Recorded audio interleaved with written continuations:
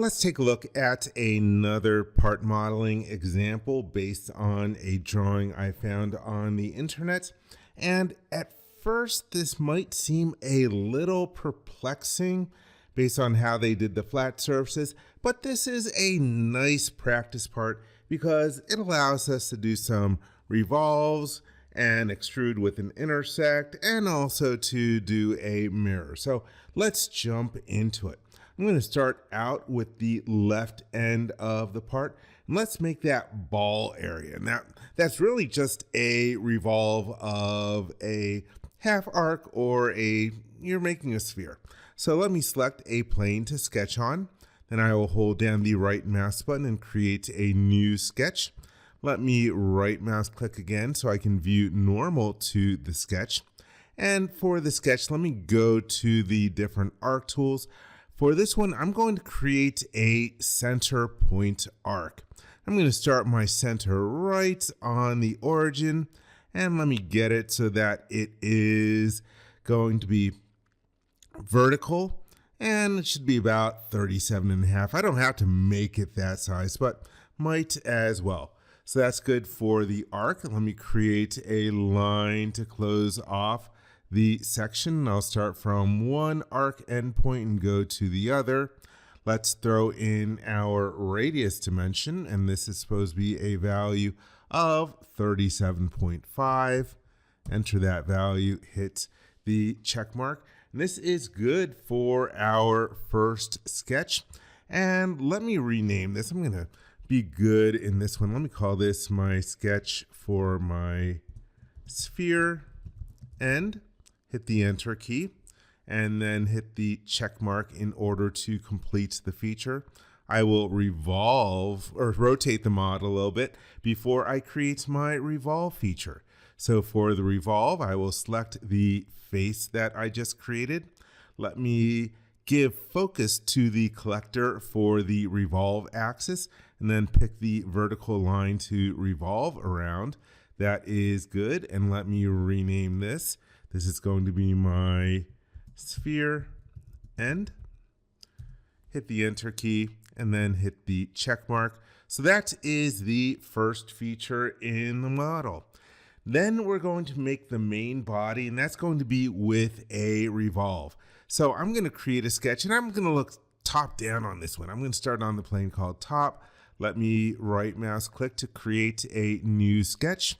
And right mouse click again so I can view normal to the sketch plane. That might have been a little confusing looking. But anyhow, let's see, we want to create some rectangles. Here is the corner rectangle tool. And let's see, I want it to start here. And let's go about out to, how long is this supposed to be? About 88 or so. So let me click there. And then we need another rectangle off to the right. And so let me make sure it lines up and then give it about so big. And let's see, I need to put in a couple of lines to close this off. And let's create another one going from here over to there.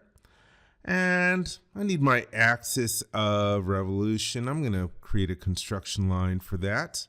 And let's create it starting at the origin and going out horizontal a distance. And let me hit the escape key to get out of line creation. Now let's start throwing in some of our different dimensions. Let's click on the dimension tool. Let's see, I know I want the distance from here to here, and this should be 88.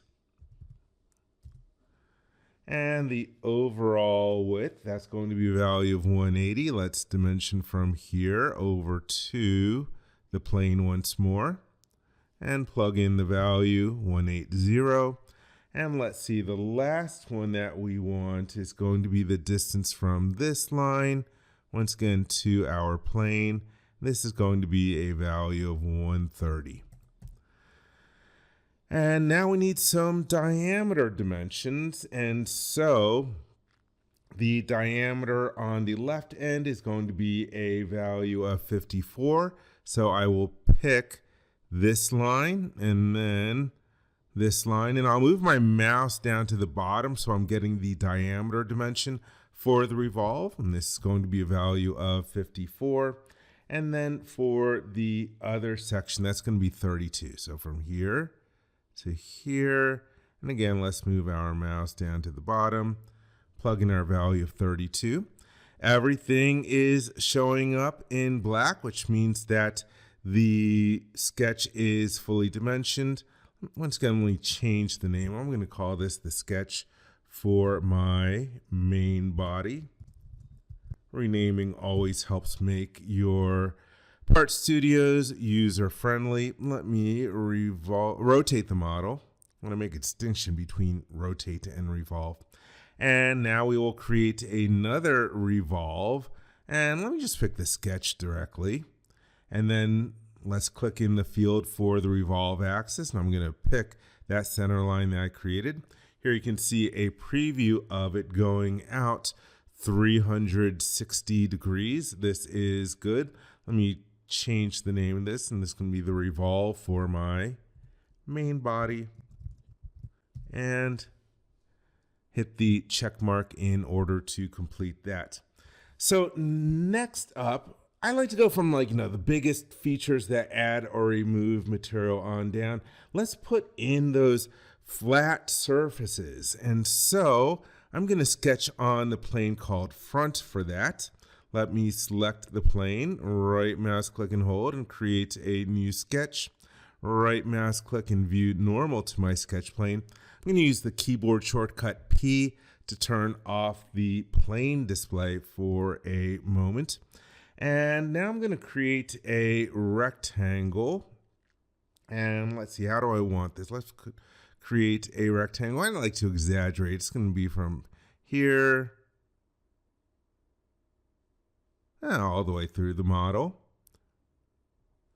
And I'll lock it in a moment. Actually, why did I turn my plane display off? I need one of the planes. Let's see, which one do I want? Let me just hit the escape key to get out of creating this. And let's see, let's use the keyboard shortcut P. So first off, I'm going to make this symmetric about the midplane. So let's go to symmetry and pick one side of the rectangle, other side of the rectangle, and then this plane.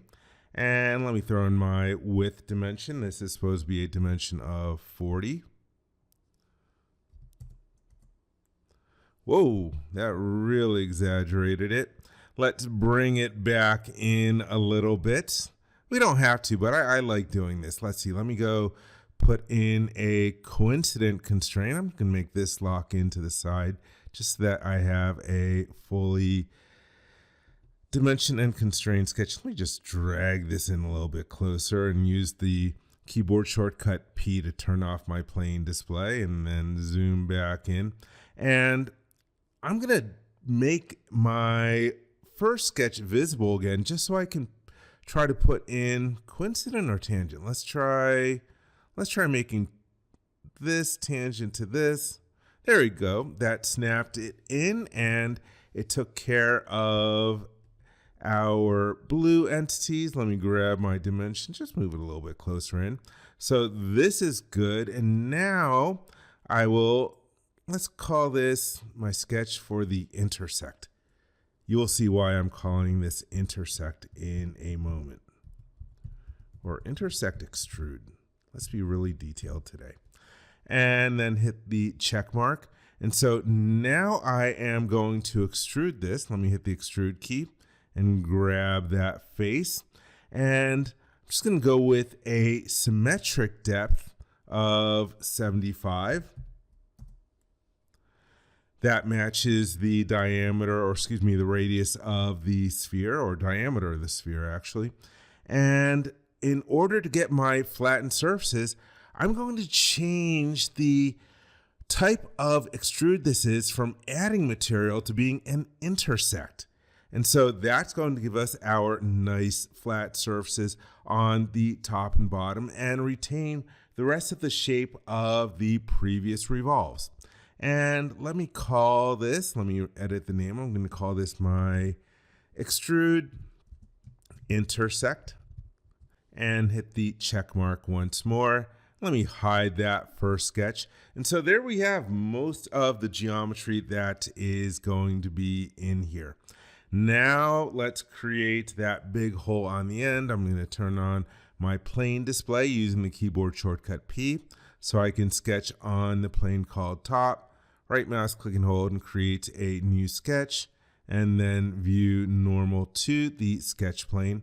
And by the way, I'm just going to create the sketch for the hole on the left end. I could actually do the cut over on the right hand side at the same time, but hey, let's keep it nice and simple.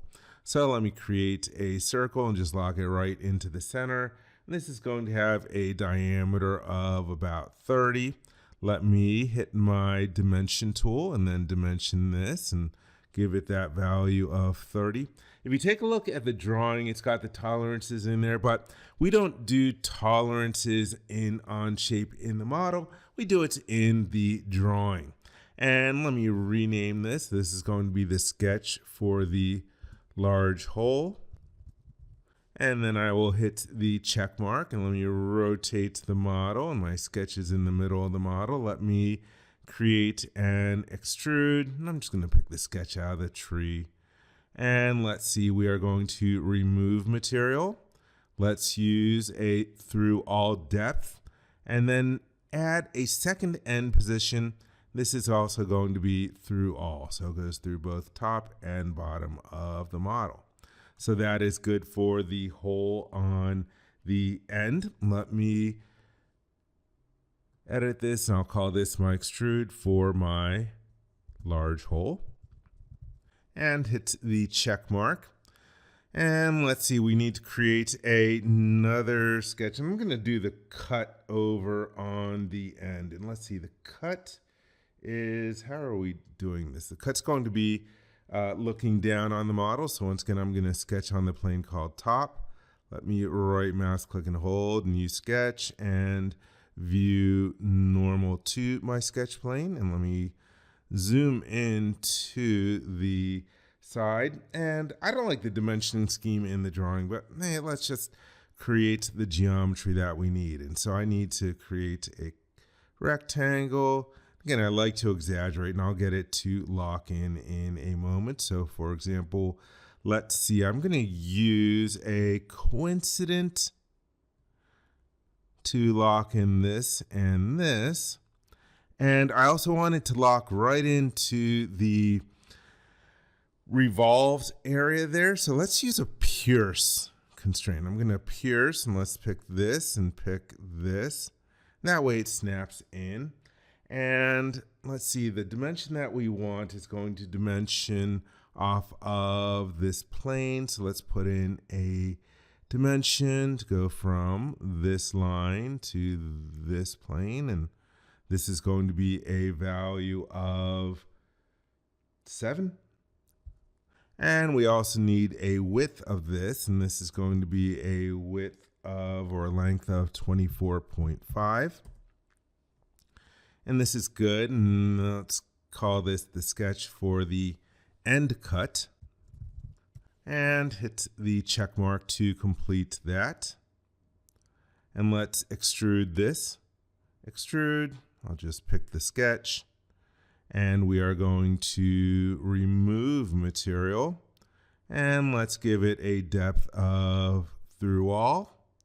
And let's add our second end position and make this through all as well. And then hit the check mark in order to complete that. Now we need to mirror that on the other side. So let's go to our mirror tool. And it defaults to a part mirror. We actually want to do a feature mirror. And for the features to mirror, I'm going to choose that extrude. For the mirror plane, let me click in the field, and I will pick the plane called front to mirror about. And it shows up red. Let's reapply the features. Now everything is good. And I'll hit the check mark. Let me rename my extrude just to be consistent. Let's call this the extrude for the end cut. And what else do we have left? Oh, we just have one more feature left in order to create this. So let me create a sketch for my hole. I'm going to sketch on the plane called front. I will select it, right mouse click and hold, new sketch, right mouse click, view normal to the sketch. And let's see, let's sketch a circle. And I'll lock into the origin so it'll stay nice in line with it and make it about yay big. And let's see, we've got some dimensions. It dimensions it from the end of distance of 12. And it is going to have a diameter of 14. And let's call this the sketch for the smaller hole. And yeah, I could use a hole feature for this instead, but I'm just going to do an extrude because I like using the extrudes for doing the depth in two different directions. Let's do the extrude and remove material, and let's select our sketch, and let's change the depth to through all in the first direction, add a second direction, and change this to through all as well, and hit the check mark. And let's hit the keyboard shortcut P.